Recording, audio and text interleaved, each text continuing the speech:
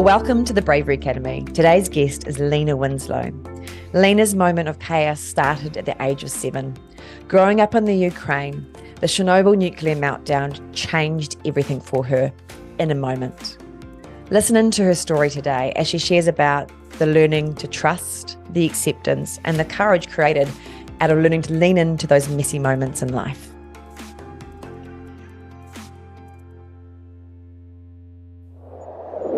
So welcome, Lena, to the Bravery Academy. I'm thrilled to have you here. Thank you. Thank you for inviting me. Thank you for making this space. And I'm really excited to see what comes up. I am too. So to start with, let's find out where you are from and then where you live right now. Okay. So I was born and raised in Kyiv, Ukraine, up until 15 years old. And now I live in sunny Florida in the United States.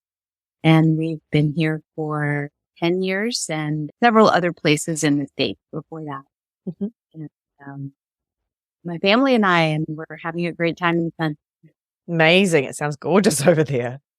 And then what about for you, your time in the Ukraine? Tell me about what your upbringing was like over there. So I was raised by a family of very career-oriented mom and dad. My mother was a physician specializing in 4 different specialties. Wow. And as a child, I grew up watching her dedicate herself to helping others and also kind of dipping my toe in doing some of the stuff myself because, being in a city where you didn't rely on having cars, I could use public transportation and get to where I wanted to go. And I could go to my mom's job and help her take blood pressures and pulses and all these different patients that she was taking care of. And that was still okay to do. What was it like living in the Ukraine? So when I was little, it was still under the Soviet Union umbrella. So Ukraine was not an independent country. And as a child, there was not really a whole lot of things to say about the government landscape per se. I just could tell that it was really tough for my mom and dad to be able to continue to work, provide the things that they wanted to provide for the outside world in their vocation, but then also have time for me. And as a result, I kind of felt like I was raising myself for the most part. As typical girls in that area, took ballet for many, many years. And I started being able to get myself from place to place on my own at a ripe old age of 7 or 8 years old with buses and metros and kind of develop that independence. And in as much as we see that as a hardship now, I feel like that was part of building who I am today. And I wouldn't necessarily change it or give it up. So you an only child? No, I have a sister. My sister is 6 years younger than me. So I had quite a bit of time of growing up before she came along. And now it's interesting because when my sister was born, it was right around the time Chernobyl had a nuclear meltdown. And that was just about 70 miles from Kyiv, where we live. And she ended up having an opportunity to stay with my grandmother in a different public. So at that young age, she was taken away from Kyiv and your home, and you were kept in that area near Chernobyl. Right. So it happened in later spring. So I did go visit my grandma and grandpa every summer. So shortly after the accident, I did go see them for 3 months because it was my time to do it. But it was eerie to watch. I remember that day that my mom came home from work, and she's always a bubbly person. There was never anything that got her down. And I could see there was something bothering her and something kind of dark and eerie in the air as she sat down to take off her shoes in the front. We lived in this tiny little room. It was 12 meters by 12 meters. And we had a dog named Dana, Scottish setter. And she sat down to take off her shoe and looked over at me and said, "Lena, I don't want you to go play outside anymore. Don't go out until I say." Obviously, there was no social media at the time. So things were not as quick to disseminate like they are now.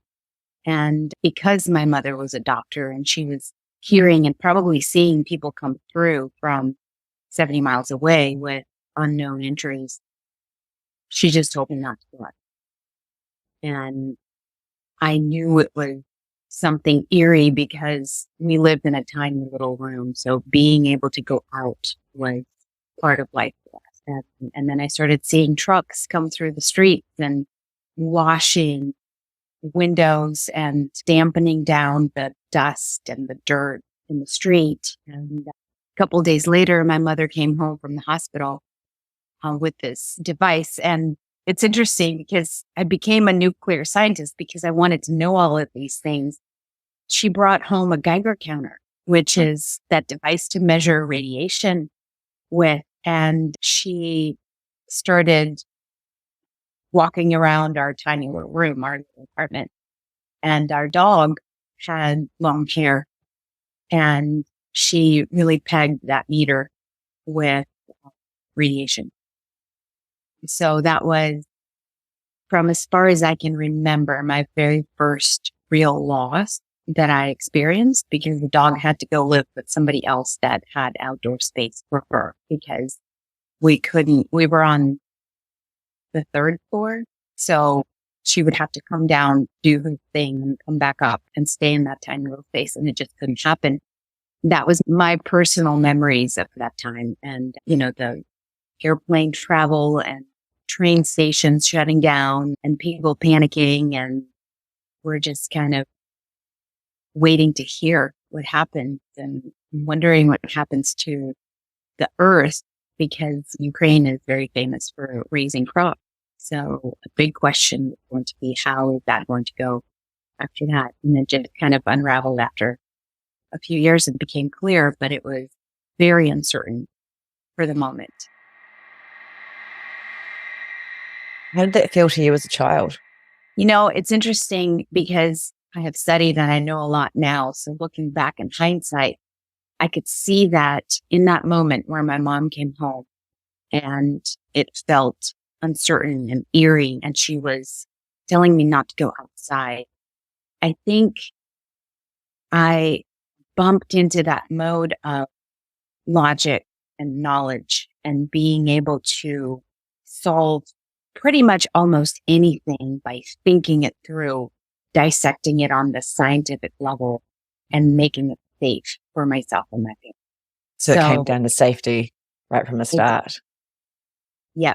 And I remember before that, it was about feeling things and having some kind of dream work and life and figuring out what it is that I really want to do. And then at some point it just flips into the logic. And in my case, now I feel like that's a beautiful synergy to have both.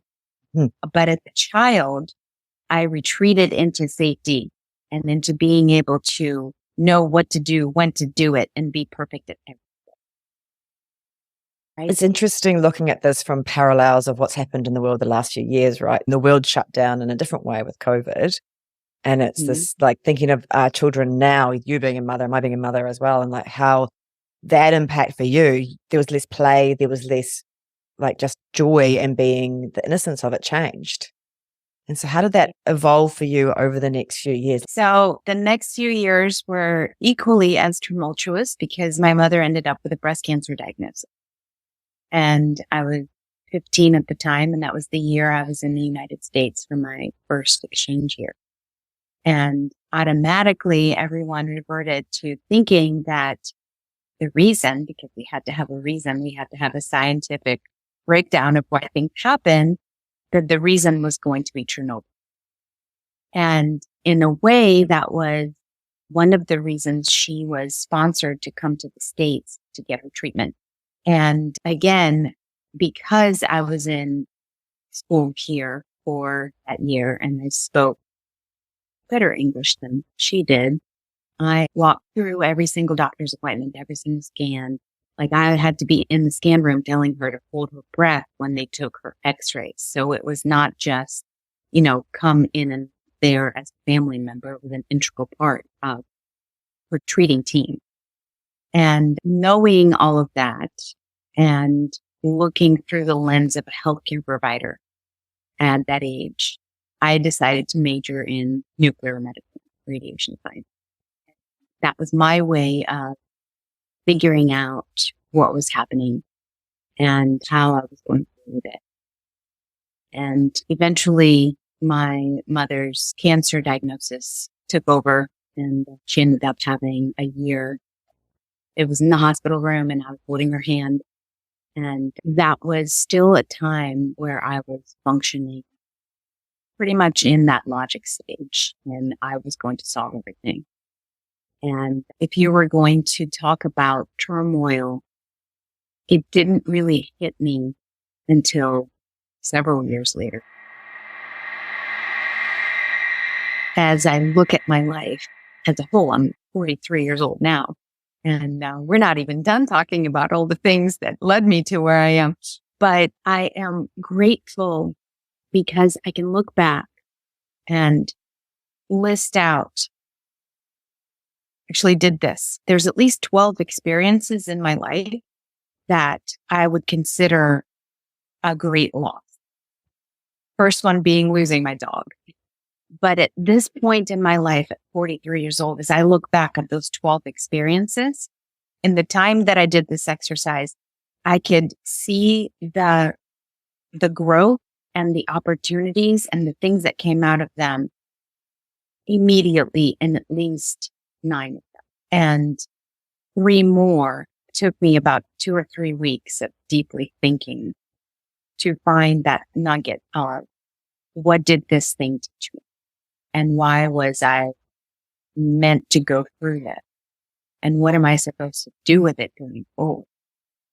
That brings a lot of acceptance when you move into that space, when you go into that post-traumatic growth.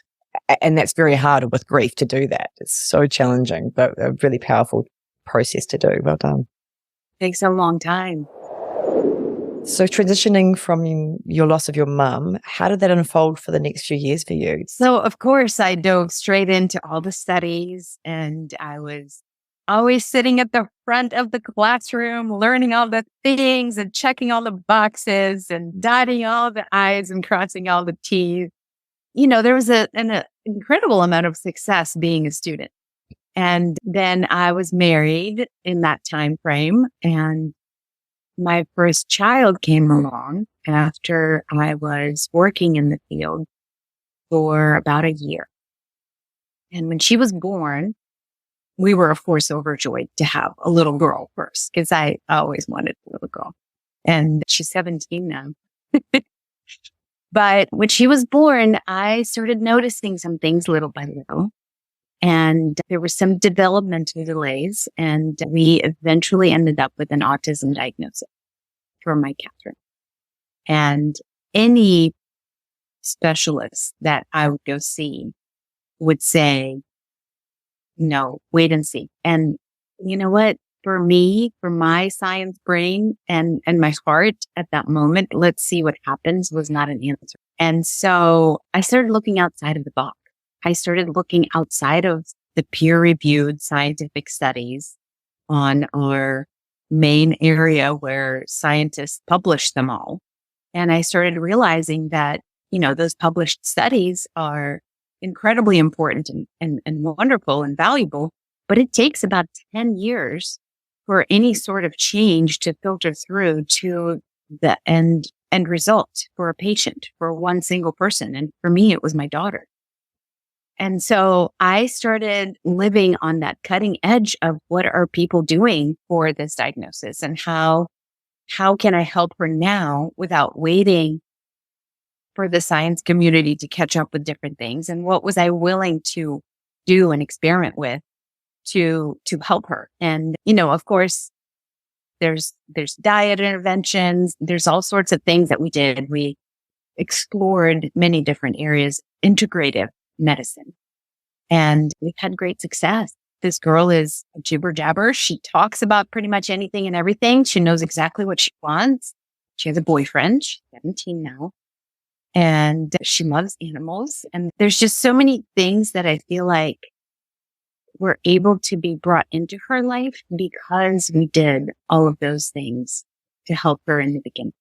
So that parenting process has obviously taught you a lot, being a fierce mama bear then, coming in and fighting for them and getting the best outcome for them. How has it evolved for your other children as well? So I never, ever, ever had a plan to homeschool my children. Not once in my life did I ever look at myself in the mirror and say, I'm going to homeschool my children. My nightmare slightly thinking about that, but you did it. So the reason I did that with my daughter is because I just couldn't find a placement that I felt was appropriate for her. And, we're all unique, but her unique was definitely outside of the box of what the typical education system could provide. So I rolled up my sleeves and I decided I was going to do what I could. And when she started kindergarten, first grade, I was pregnant and my first son was born. And we just kind of rolled with it. And as he was growing up, I was teaching her and he was picking up all of these little bits and pieces of information because I was teaching her, but he was there. And he ended up learning so much faster because I was presenting the material in such a way that was really easy to grasp for a typically developing brain. And when it was time for him to go to kindergarten, he was 2 years ahead and I couldn't bring myself to sending him to a place that wasn't going to challenge him. And, all of that kind of fell into homeschooling my boys as well, but for a very different reason. But when you were talking about COVID, like we were already in the throes of all of this. So COVID didn't change us. That's amazing. Keep doing what we already did was a greatest gift. So I'm 38 years old and I have all these little ones in my house and I find a lump in my left breast completely accidentally. I wasn't even doing mammograms at 38. And in that moment, my mind flashed straight back to the journey that I walked with my mom, that I walked logically, medically, and I could see this almost like a movie tape of what went on, and I could kind of unfold it in the forward motion to see what was coming. And of course, went into the doctor's office, did the biopsy. And Friday, before a long 3-day weekend, the doctor called and it came. And my first step was, I literally just sat down and then I found my mom, treating oncologist, was still practicing, but she wasn't practicing as an oncologist. She was working as a genetic patient.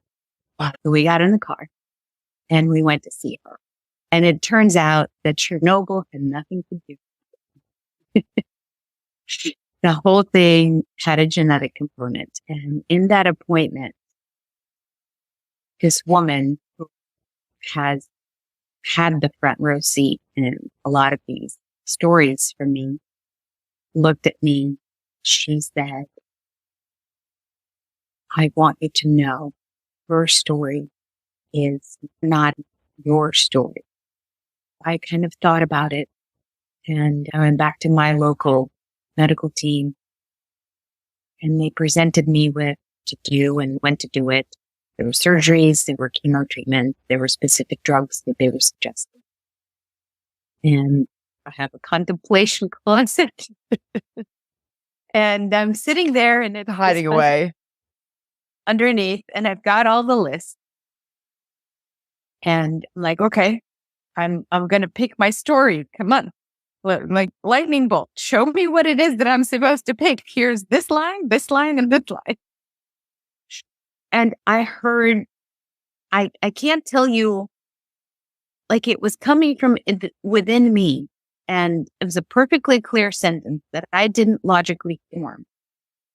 And here comes the next one. You ready for this one? Yep. It said, Lena, you are not big enough to screw this up. because I've got you. And in that moment, I was able to say, okay, logic brain, you get your pick. You pick whichever one you want to pick and we will be okay.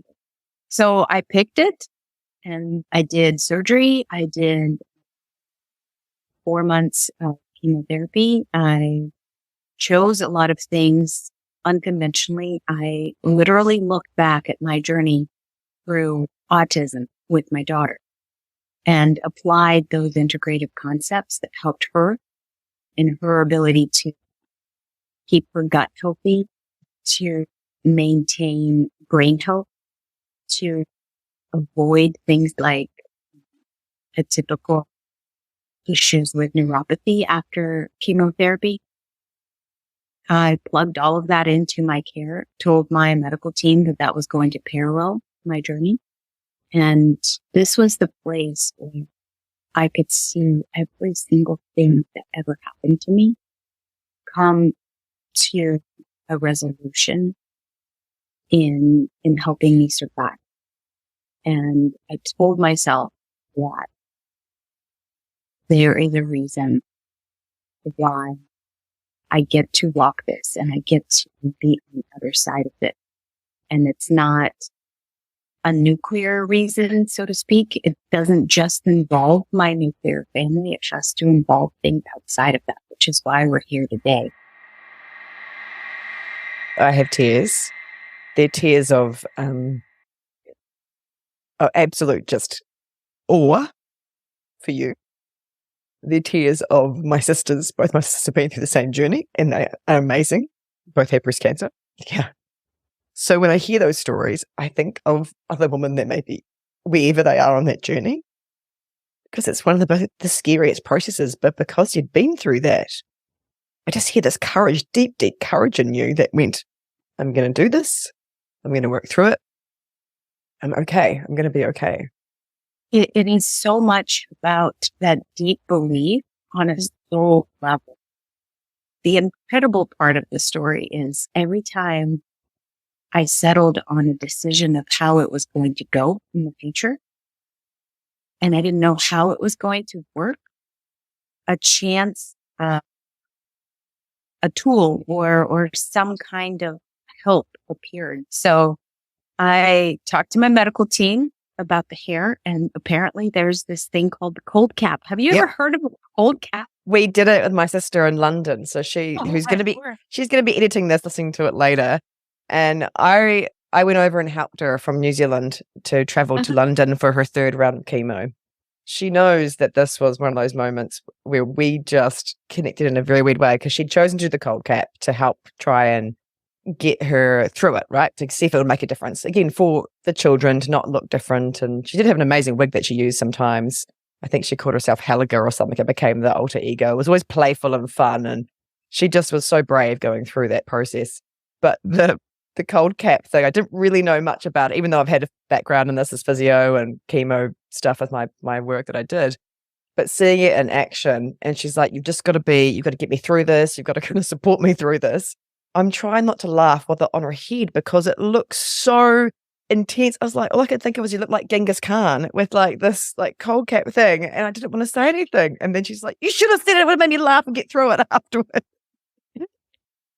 And it was like the pain of it for you, the pain. Right? It was a lot of hours. But you know what? As a ballerina with the toes and all the things, that was nothing. Amazing what we put ourselves through, though, to do that. And I was just like, that it's also got that fight response with it. It's phenomenal. Right. But see, the whole idea of choosing your own path, like, to be honest, I probably didn't want to lose my hair either. I didn't necessarily care as much until it was causing extra pain for my child. And at that point, I was like, okay, let's breathe my head. And then I also froze my fingers and my toes to get rid of the neuropathy too. But, so that moment and many others where I could see that I can pick my road. I can pick, and I can see myself in the future of what it is that I want without necessarily knowing the steps and how to get there, and trust. That was the big, huge overarching theme of this adventure was trust. I had to trust that I wasn't the only person that was put here on earth to care for my children. I had to trust that they were going to be okay. So a lot of that process was around navigating for your children as well as yourself and your husband. It was a very scary time for actually both of us because he ended up with health issues on top of mine at the same time. So there was a moment where I just had surgery and he just had surgery. And I took this picture of us just holding hands with all these IVs sticking out of us. But we made it through. So this is our 24th year of marriage. And he has walked this road with me in just as brave of a way. Very special to have that support along the way. How has it shaped now what you do? So now, of course, my logical brain didn't go anywhere. And it told me that I had to get all the certifications and all the degrees and all the things. So as soon as I finished my chemo treatments, and so my type of cancer is a really high risk of recurrence right off the bat. Like in the minute that you finish treatment, it usually comes back really quickly or it lets you go. So in that first year after treatment, I was thinking, so, okay, I know I've got a year. What are we going to do with it? And so we decided he took some time off work and we took a trip to Europe. We spent a month with all of our children doing all the different things. And at the conclusion of that trip, sitting in, I think I was in Paris at the time. And I remember I had my iPad and I typed up my application to a university to go back to school and study integrative health coaching. And I hit send. And I think it was done on purpose because I wanted to signify the moment of, I see more than a year. I see more than that going forward. And I'm going to put pen to paper and send it out into the world. So I got accepted and then studied and I studied some more and we ended up in lockdowns and I studied some more. And finally, I took my national board certification and now I work as an integrative wellness coach. Maybe you can talk more about what that looks like, this whole health integrated process. What does it even cover for people that are going, I don't understand that. How is that different? So it's different because you're taking a whole person into the consideration. So you're looking at aspects like nutrition, but you're also looking at relationships. You're looking at your exercise, but you're also looking at your environment, and not just your environment in terms of where do you live physically, but also your inner, your mindset, your environment that you live in and your brain with your thoughts and what you allow yourself to think and ruminate. And when you look at the integration of all these pieces, you start realizing that if you focus on one, so let's say you focus on exercise, right? The minute you start regularly exercising, you start reaching for healthier foods, right? So your nutrition quotient goes up. The minute you start eating healthier foods, you start demanding a healthier thought pattern to go with it. So you dive into some education, maybe some books, maybe some coaching, and develop that aspect. And the minute you do that, then maybe a spirituality aspect comes in and you start thinking about deeper and bigger things other than your current reality and how big you are in this world, right? And so when I hear the word integrative, what I literally see is this string of concepts that complete the entire person and their life experience. And the truth of the matter is you pick any one of those and you start directly affecting it with your choices, all the rest of it goes up.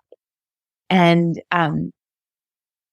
it kind of echoes in autism, where when I was trying to learn and decide which aspect of developmental delays I was dealing with my daughter, and the litmus is, let's work on all these things that she struggles with. And what it turned out to be, and what I ultimately decided to do, is work on the thing that she's good at, and assume that the thing that she struggles with is attached to the thing that she's good at. And if I'm going to take that positive line that she already strives and loves to do, the thing that she needs to learn is going to travel upwards with it as you build up. Did I explain that for the listeners well enough? Because I think you did. I think it all rises through, you know, when you get those habit changes and whatever that building block is, as you get more success and autonomy and confidence in that area, then it allows you to see, well, maybe this is going to shift, or I can do more in this space. So it's a space of positivity instead of negativity is what I'm hearing. Right. So if you focus on, and when I work with clients, everybody automatically assumes that they should be picking the area that they're most deficient, or they feel the most deficient in. But the truth of the matter is, you pick any one of them. And if you pick the one you love to do, the trajectory is faster and bigger than if you pick the one that feels like a slog. I think I'd love to know, from your big experiences, what are the three, and this is challenging, three takeaways that you take away from those experiences? So as an overarching theme for these three, we'll say that you brought up the word fighting.